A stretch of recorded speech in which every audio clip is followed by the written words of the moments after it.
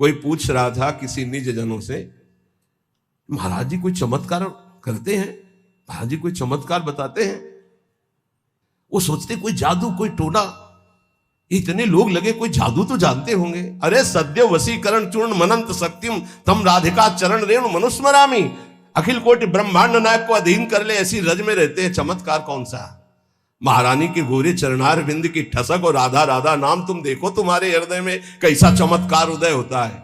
कौन सा आजकल लोग ऐसा चाहते हैं, देखो ये 500 की गड्डी, अरे भाई महाराज बस ये नारियल, अरे चले जाओ 100 रुपया के कितने नारियल ले, 1-2 नारियल 4 नारियल, भजन से नारियल पैदा कर दिया, इत्र 50 रुपया का इत्र मिल जाएगा, उसके लिए चमत्कार भजन, और बोले इत्र निकाल दिए और नारियल निकाल, सबके देखते देखते कुछ नहीं, बोले केला निकाल दिया, ठेलिया खरीद ले यार 1000-2000 में, क्या पैसा, क्या चमत्कार। भजन का फल है।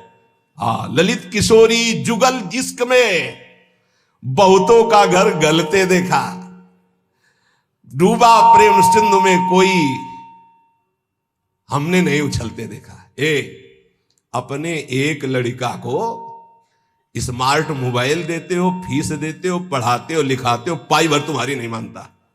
एक लड़का एक बिटिया संभाले नहीं संभलता, चमत्कार देखने चले हो, बाबा का चमत्कार दिखाओ। चमत्कार एक इनकी खोपड़ी में बैठ करके राधा नाम सबको चला रहा है, साफ संयम में है, कोई मनोरंजन किसी के पास नहीं, जिनको सेवा है केवल उनके पास मोबाइल, साफ सावधान, और रोज अपनी दिनचर्या में रत रहते हुए ये सब इष्टाकार वृत्ति की तरफ चल रहे। हम इनको मन से प्रणाम करते हैं कि हमारी आज्ञा हमारे गुरुजनों की परिपाटी पर चल रहे हैं। चमत्कार किसे कहते? मन का परिवर्तन कर देना, ये राधा नाम का चमत्कार है, ये राधा नाम का प्रभाव है। पता नहीं लोग साधु महात्मा को क्या समझते हैं। जादू देखना है तो जादूगर के पास जाओ ना, पानी में ये दिखा देना, रुमाल में कबूतर निकाल देना, ये देखो जाके। साधु का चमत्कार देखना है मन का परिवर्तन, तुम्हारा मन और तन दोनों पवित्र होकर सच्चिदानंद भगवान में लगे। आज इसीलिए तो साधुता बहुत दुर्लभ हो गई है कि साधु महात्माओं को भी लोग नौटंकी मनोरंजन का एक पात्र समझते हैं। ताली बजा दी, बात सुने, कोई नेता का भाषण, ताली बजा दी। मन का परिवर्तन, तन का संयम और सच्चिदानंद में वृत्ति को जोड़ना। अजब रंग अनुभव बरसन लागे,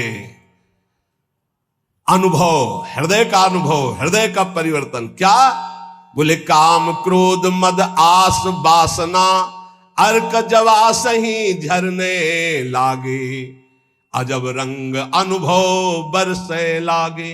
जब वर्षा होती है तो ये अर्क और जवास ये अपने आप सूख जाते हैं, नष्ट हो जाते हैं वर्षा में, और सब जगते हैं, ये नष्ट हो जाते हैं। बोले जब राधा राधा राधा राधा और इसका जब रंग बरसने लगता है हृदय में, तो काम क्रोध मद आस वासना ये अपने आप नष्ट हो जाते हैं। जैसे वर्षा होते ही अर्क और जवास नामक पौधे ये अपने आप नष्ट हो जाते हैं, और दूसरे सैकड़ों पौधे हरे भरे हो जाएंगे, पर ये नष्ट हो जाएंगे। तो ऐसे ही काम क्रोध लोभ मोह मद वासना नष्ट हो जाती है, और नाना प्रकार की भाव तरंगे प्रिया प्रीतम की उठने लगती है। लोभ मोह परद्रोह दोष दुख कलि कुचाल सब तरसे लागे, इंद्री दमन अमन सब भात ही अरुचि होत अब छर से लागे, अजब रंग अनुभव बरसे लागे। कब जानो हमारी साधना रंग ला रही है? जब काम के वेग को, क्रोध के, मोह के, मद के, इन सब के वेगों को सह गए, कोई प्रभाव नहीं, अंदर से शांत। किसी से कहना मत, क्योंकि कहने से सत्ता दृढ़ होती है। अंदर जो विकार आते हैं किसी से मत कहो, कोई भी क्रिया मत करो, शांत उस समय नाम जप करो, देखो अपने आप सब नष्ट हो जाएंगे। और नष्ट आपको नहीं करना, कोई है आपका जो आप पर नजर रख रहा है। कोई आक्रमण आपको परास्त तब तक नहीं कर सकता जब तक आप आज्ञा का उल्लंघन नहीं करेंगे, आप अपने हाथ से कोई क्रिया नहीं करेंगे, आप कोई गंदे दृश्य नहीं देखेंगे, तब तक किसी की ताकत नहीं कि आपको भ्रष्ट कर सके। ध्यान रखना, क्योंकि आप गुरु कृपा कवच में हैं। जब आप आज्ञा उल्लंघन कर देंगे तो फिर लक्ष्मण रेखा पार हो गए आप, फिर आपको दंड भोगना पड़ेगा। लोभ मोह परद्रोह दोष दुख कलि कुचाल ये सब तरसे लागे, अर्थात वो चाहते कि मैं इसको अपने अधीन करूं, पर हिम्मत नहीं कि छू सके। किसको? जिसकी जिह्वा पे राधा राधा नाम और हृदय में गुरु कृपा का अनुभव शुरू हो गया है। इंद्रिय दमन ये पहचान है साधुता की, नहीं तो फिर नाटक है, पाखंड है, दंभ है। बिन विवेक वैराग्य भक्ति बिन सत्य न एको मानो, भगवत विमुख कपट चतुराई सो पाखंडे जानो। चाहे गृहस्थ हो चाहे विरक्त। अगर इंद्रियां संयम में नहीं है, मनमानी विकार भोगे जा रहे हैं, तो नौटंकी नाटक भले हो सकता है, वो गृहस्थ उपासक है ना, वो विरक्त उपासक है। इंद्रिय दमन तो अमन सब भाते हैं, सब भात से मन अमना हो गया है तो परम शांति परम चैन है। क्षमाशील संतोष सुराई शांति सहज सुख सरसें लागे। उपासक के अंदर क्षमा बढ़ने लगा। चाहे जितना कोई अनिष्ट करे, कभी द्वेष हो ही नहीं सकता, कभी उसको साप दे ही नहीं सकता, कभी उसका मंगल नहीं कर सकता। जिसके ऊपर राधा नाम की कृपा हो गई है, क्षमा, जाओ, तुम्हारा मंगल हो, भगवान तुम्हारा कल्याण करे। संतोष, किसी भी परिस्थिति में शोक नहीं होगा, जैसे प्रभु रख रहे, बड़ी कृपा है। शांति, कोई भी द्वंद्व से अशांत नहीं कह सकता। सहज सुख सरसें लागे, सहज सुख आत्म सुख है, आत्म सुख का रसास्वादन होने लगा। दास बना, ये कैसे हुआ? नाम जपी, पहले दास शब्द है, आश्रय। बहुत जोर की बात हमारे हृदय में बार बार उठती कि ये लोग समझ जाएं कि भगवत प्राप्ति आश्रय से होती, आश्रय से, दृढ़ आश्रय। दास बना पहले, जप नाम दूसरा। बिगड़ी जन्म अनेक की अवै सुधरे, आज हो ही राम को पहले, फिर नाम जप दूसरा, फिर तज कुसुमाज तीसरा। और यहां से शुरू किया जाता है सब उपदेश। पहले विकार त्यागो, फिर नाम जप करो, फिर भगवान की शरण में हो। ऐसा नहीं होता। पहले भगवान की शरण में हो, नाम जप करो, तुम्हें बल मिलेगा, विकार छूट जाएंगे। उपजा मुक्ति, मुक्त पद, बहुत सुंदर महात्माओं के वचन है। पहले भगवत दासत्व आश्रय, खूब नाम जप, तो बोले मोक्ष पद भी हृदय में ही प्रकाशित हो गई। ये मोक्ष पदवी क्या है? इसकी पहचान क्या है कि आप मुक्त हो गए हो? शत्रु मित्र समजान मान मान अपमान सम दुख सुख लाभ नहान याजु कृपा हरिवर, ये मुक्त पुरुष का लक्षण है। चाहे शत्रु हो उसके साथ व्यवहार कर रहा हो, या मित्र हो, दोनों में समान भाव, मान और अपमान में समान भाव, सुख दुख में समान भाव, लाभ हानि में समान भाव, जय पराजय में समान भाव। ये जिसके हृदय में आ गया वो मुक्त हो चुका है। गीता जी में भगवान ने कहा, निर्माण मोहाजित संग दोषाध्यात्म नित्या विनिवृत्त कामा द्वंद्वेर विमुक्ता सुख दुख संगई गच्छन्त अमूढ़ा। ऐसा अमूढ़ अव्यय पद का अधिकारी महापुरुष मुक्त पद में विराजमान कौन है? बोले जो मान रहित हो चुका है।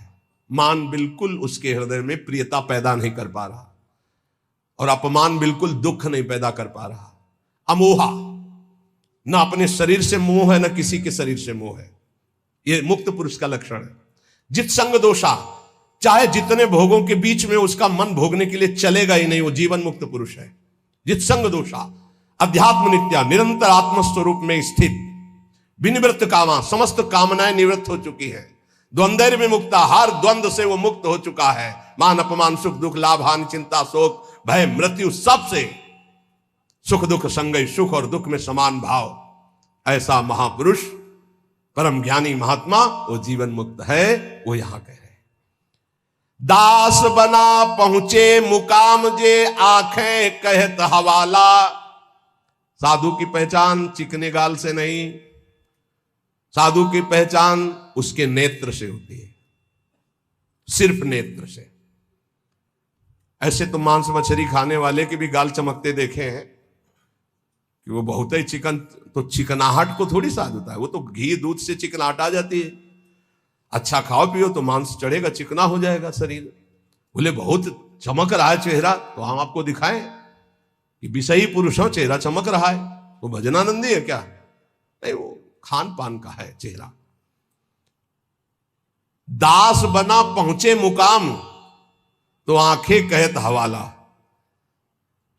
अच्युत मुनि के आश्रम में जी उड़िया बाबा पहुंचे, गंगा के किनारे है। तो देखा, जे दृष्टि देखा, अरे अपने शिष्यों से कहा दौड़ो, ब्रह्मबोध संपन्न महापुरुष पधार रहे हैं।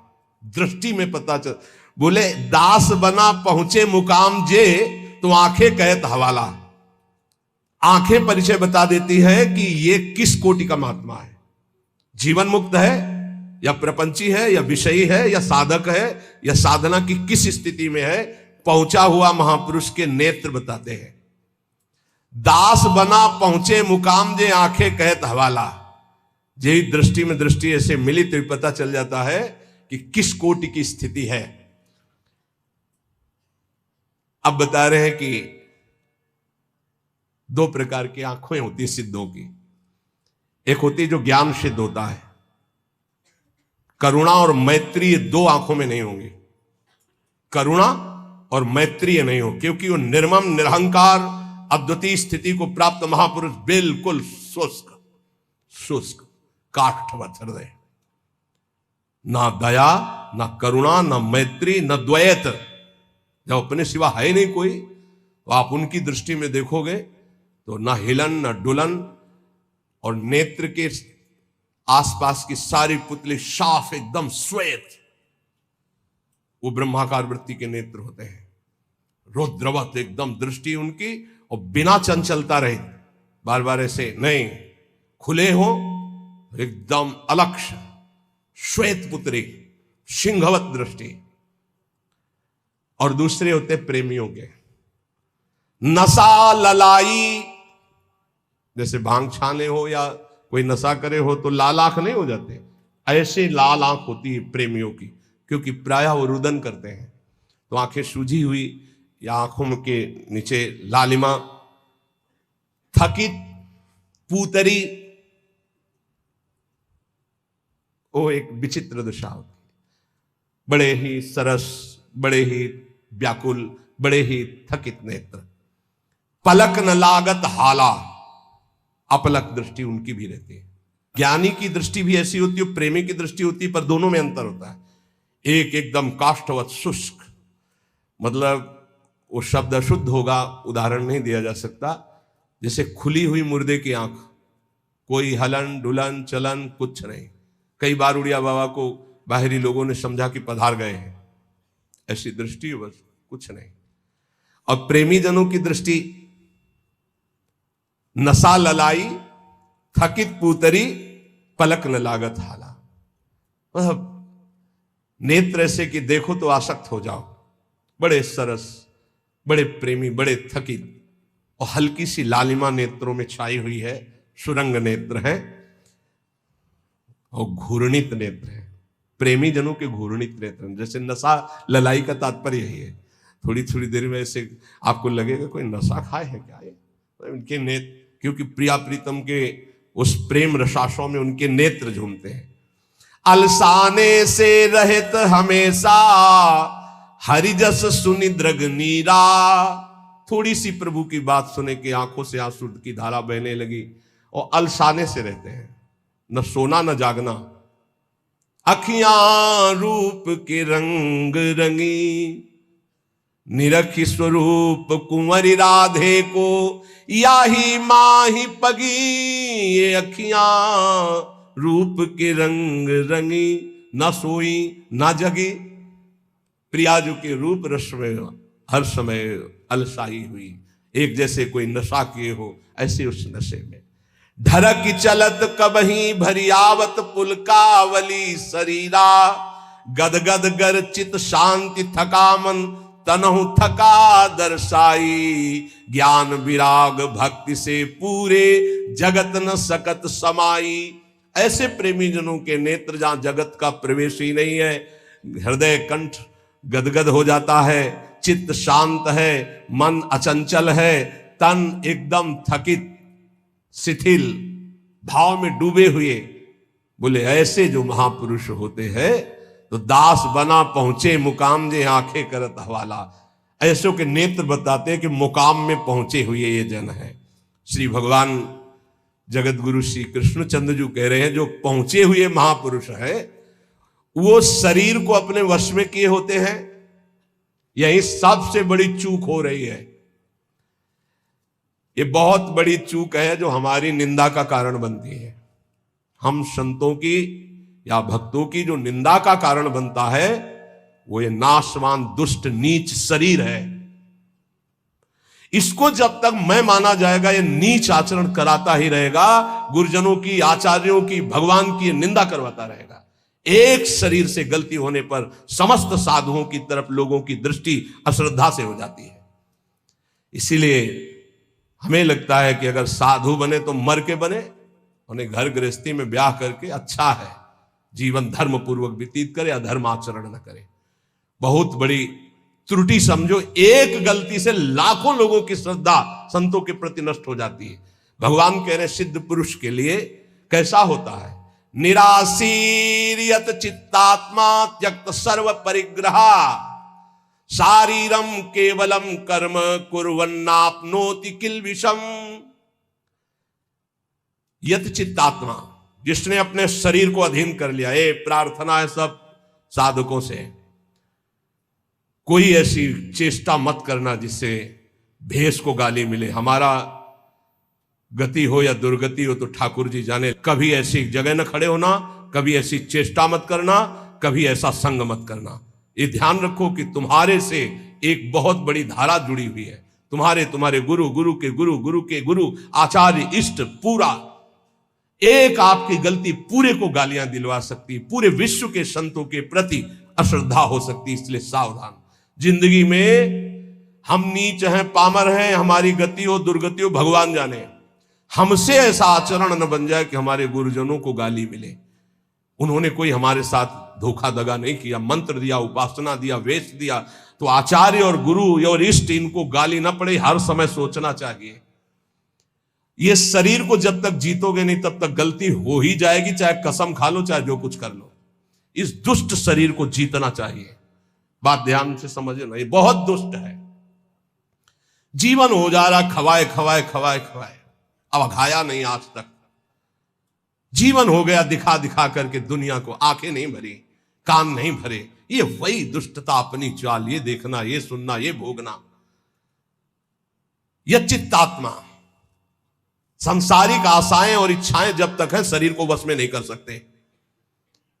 साधुओं के वैराग्य मार्ग में या भगवत भक्त होकर के चेहरा बनाने की जरूरत नहीं है, स्वरूप बनाने की जरूरत। स्वरूप को प्रकाशित करो, पूरा विश्व नमन करेगा। चेहरा तो नौटंकी नाटक वाले बनाते हैं, जब थोड़ी देर के लिए साधु बनते हैं वो बनाते हैं, जिससे पूरा साधुता का हम रोल कर सके। हम रोल नहीं करते, हम उस मार्ग में चलने वाले पथिक हैं। साधुता का रोल 2 घंटा कोई कर सकता है, लेकिन जीवन भर साधु बन के रहना वो बहुत कठिन बात है। इसलिए ये नहीं, हम भगवत मार्ग के पथिक। हमारा कोई भी बाहरी शारीरिक नाटक ऐसा नहीं होना चाहिए जो धर्म विरुद्ध हो। बिल्कुल समझ के चलना चाहिए। आज आचार्यों गुरुजनों के चरणों में बैठ करके साधुता का भाव नहीं। लाल कपड़ा हम या पीले कपड़ा हम पहने, इसके बाद यहां से बढ़िया माकुआ तेल लगा के ऐसे, ये कौन से शास्त्र में लिखा है? तुम्हारी कौन सी परिपाटी, कौन सा भेष ऐसा है? बिल्कुल नहीं। आज कोई टोकने वाला नहीं, इसीलिए बहुत से बिना गुरु प्रदत्त वेश धारण किए और वो मनमानी आचरण करते हो कहा जाता साधु। पहले पैजामा कुर्ता कहा जाता साधु। साधु पैंट शर्ट पहने कहा जाता साधु। बड़ा बड़ा टाइटल लिखा जाता है। अब उनके जब आचरण होते तो बोले अमुक संत भ्रष्ट हो गया। संत परिपाटी देखो, संतों की मर्यादा देखो, संतों के चरणों में बैठकर जो साधुता सीखी जाती है वो कब हुआ? इसलिए यत चित्तात्मा भगवान कह रहे हैं, यत चित्तात्मा। बहुत अच्छे से समझ लो, संसार में जब तक शरीर के भोगने की कोई भी आशा रहेगी तो साधुता नहीं टिक पाएगी। बहुत इसे धैर्यपूर्वक, सांसारिक इच्छा, सांसारिक भोगों की चाह, इससे तुम्हारा शरीर अपवित्र हो जाएगा। तुम्हारे द्वारा ऐसे आचरण होंगे जिससे तुम्हारी साधुता नष्ट हो जाएगी। शरीर और इंद्रिय और मन के वशीभूत होकर के जो आचरण किया जाता है वो निश्चित अपवित्र है और वो अधर्म होगा और वो गालियां दिलवाने वाला ही होगा। श्रद्धा उपजाना बहुत कठिन होता है भाई, बहुत कठिन होता है। नास्तिक के हृदय में श्रद्धा प्रकट करना, विषयी पुरुष के हृदय में श्रद्धा प्रकट करना और नष्ट करना एक क्षण की बात होती है। जन्म जन्मांतरों की सुकृत एकत्रित होने पर श्रद्धा होती है और एक चेष्टा पूरी लाखों की श्रद्धा नष्ट कर देगी, लाखों का मंगल करने का पाप लगेगा उसको और वो दुर्गति को प्राप्त होगा। इसलिए साधु वेश में बहुत होश में, ये कोई खिलवाड़ नहीं है। ऐसे लोग करते तो खिलवाड़ नहीं, सारी जिम्मेवारी है आपकी। ऐसे कर दिया तो जिम्मेवारी है, उनकी श्रद्धा की रक्षा करना तुम्हारा कर्तव्य बन गया, उनके कल्याण की तरफ तुम्हारी दृष्टि जानी चाहिए। ऐसा कोई ये नहीं कि तुम स्वामी बन गए तो जो मनावे सो आचरण करो, ऐसा नहीं है।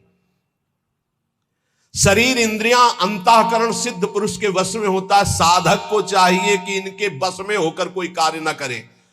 तुम अकेले नहीं हो, तुम्हारे साथ बहुतों की निंदा होगी या बहुतों की प्रशंसा होगी, ये बात ध्यान रखना है।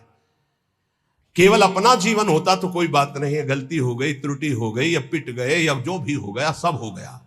आज तुम नहीं हो, तुम्हारे साथ बहुत जुड़े हुए हैं, तुम्हारे गुरु, तुम्हारे आचार्य, तुम्हारे इष्ट और लाखों श्रद्धा। अगर एक भी त्रुटि तो लाखों की श्रद्धा और पूज्य जनों का अपमान घोर नरक पहुंचा देगा, दुर्गति करवा देगा।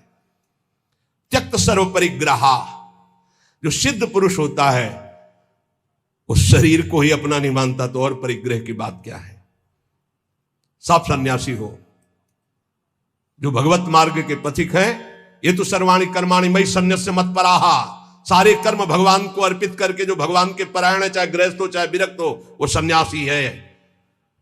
जो मन का निसंकल्प और वाणी का मौन दंड और शरीर का निष्कर्म संयम पूर्वक, अगर ये दंड नहीं तो किस बात का सन्यासी। भगवान ने एकादश स्कंद में कहा है, वाणी का मौन, मन का निसंकल्प और शरीर का निष्क्रिय, ये सन्यास धर्म का स्वरूप है।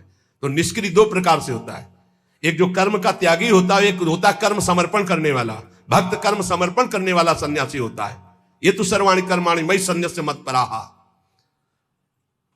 सब प्रकार के भोग संग्रह सामग्री का अपनापन भाव ना रखना, चाहे गृहस्थी में हो चाहे विरक्ति में हो। गृहस्थी में तो नाथ सकल संपदा तुम्हारी, मैं सेवक समेत सुतनारी। विरक्ति में तो जो हमारे पास मिला है वो साधु सेवा, भगवत सेवा के लिए मिला हुआ भगवत प्रदत्त वस्तु है, अपना अधिकार नहीं, अपने नौकर है, सेवक है, सिर्फ सेवा। अगर अपने सुख के लिए किसी सामग्री का संग्रह कर लिया जाए, अपने भोग की बात वस्तु मान ली जाए, तो वो उसी की दुर्गति कर देगी, ध्यान रखना। और प्रायः गलती हो जाती है, ऐसे नहीं कोई नजर आएगा। जब कष्ट सह रहा होगा साधक तब कोई नजर नहीं आएगा, और जब उसके पास वो वैभव एकत्रित हो जाएगा तो आ जाएंगे। कौन हो आप? तुम्हारे मामा पहचाने नहीं? अभी तक मामा कहां थे तुम भाई? अभी तक कहां? बचना, हम जो प्रार्थना करें उसको अंदर से समझना।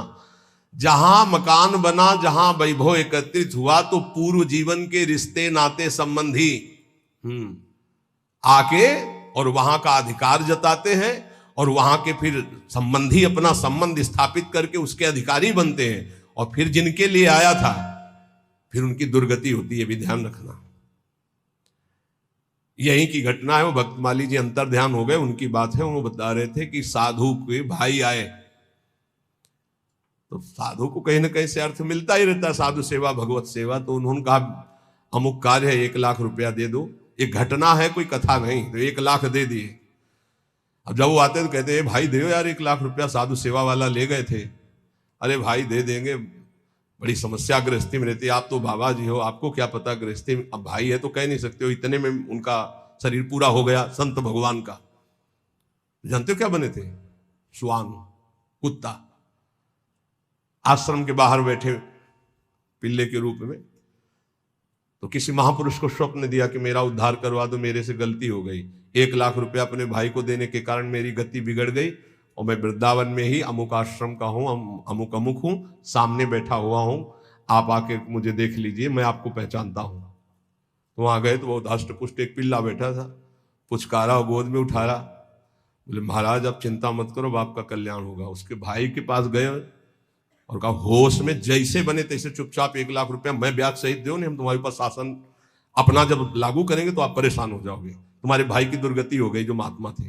वहां से पैसा लाए, फिर आश्रम में भंडारा किया, और फिर कुत्ता का कुछ दिनों में शरीर शांत हो गया, वो अपनी गति को प्राप्त हो। समझो, वैभव जहां बढ़े तो संसार के सेवा के लिए वैभव मिलता है, साधु सेवा, गौ सेवा, भगवत सेवा।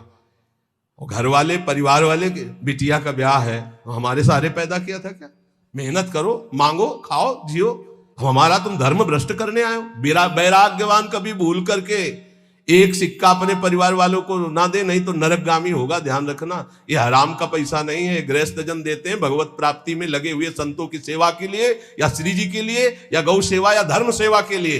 परिवार सेवा के लिए कोई कह के दे तो बात अलग है, कौन देता है परिवार सेवा की? इसलिए किसी भी सामग्री को अपनी ना मानना, त्यक्त सर्व परिग्रह, ये भगवान का आदेश है। सिद्ध पुरुष में ऐसा नहीं होता, वो अपना न शरीर ही मानता है न कोई वस्तु मानता है। लेकिन साधक के बात ध्यान रखे, उसके पास जो भी भगवत प्रेरित सामग्री आई है वो अपने लिए नहीं, सेवा के लिए आई है। ठाकुर सेवा, संत सेवा, भगवत सेवा, समाज सेवा।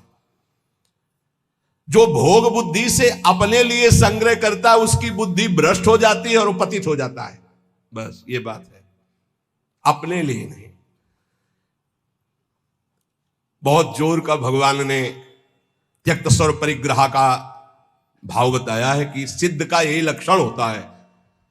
और ऐसे महापुरुषों के दर्शन किए प्रयागराज में, टाट की लंगोटी और एक बोरे का टाट ऐसे उड़े हुए, और ट्रक का ट्रक घी और चीनी और मैदा उतरता, ऐसे भंडारे चलते, पूछो मत। जो उनके भगत थे सबके चरण धोना, सबको नम्रता पूर्वक भगवान की तरह बैठाना और खूब प्यार से पवाना। और जो महात्मा जी थे वहां के, एक टाट और पट्टा ऐसे टाट का ऐसे उड़े हुए, और ऐसे ही रेती पे लेटना, ऐसे झोपड़ी बनी हुई थी उनकी, उसमें लेटना। और अरे वैभव की भीड़ लगी हुई थी।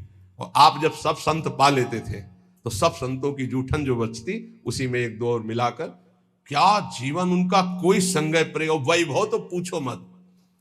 कोई दिन ऐसा नहीं होता था कि 2-4 हजार रुपए एक संत को दक्षिणा में ना मिले। एक से एक कंबल, एक से एक सब।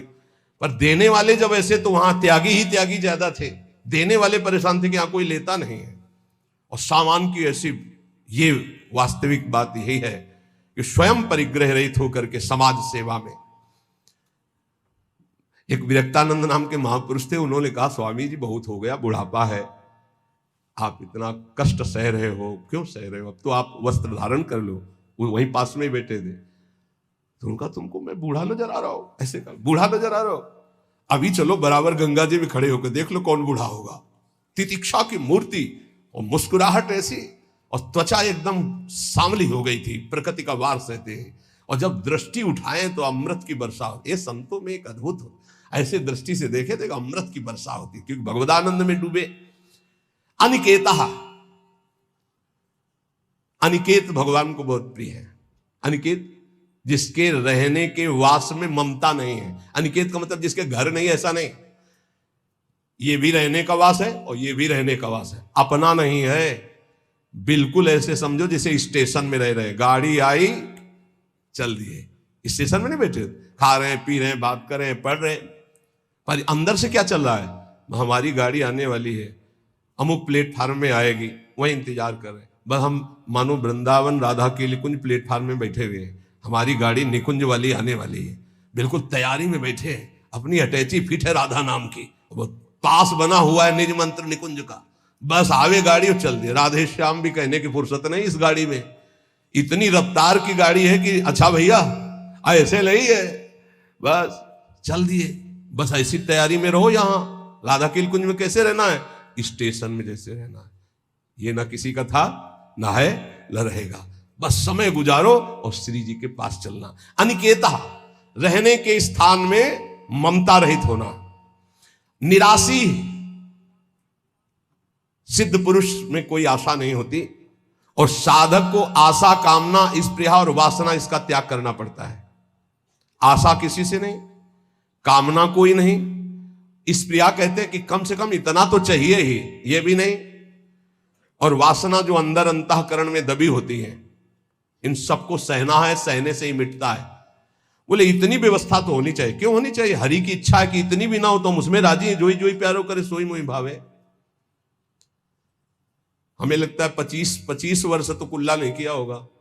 25 वर्ष वो जो होता है ना, पेस्टो या मंजन या कुछ नहीं। जीवन को भगवदानंद में डुबोने के लिए पेस्ट लेके थोड़ी घुमा जाता है, कोलगेट इसके लिए से कहां रखा है? अरे इतना गुड़ मिल जाए और एक कमंडल गंगा जल चला जाए, बड़े भाग्य की बात।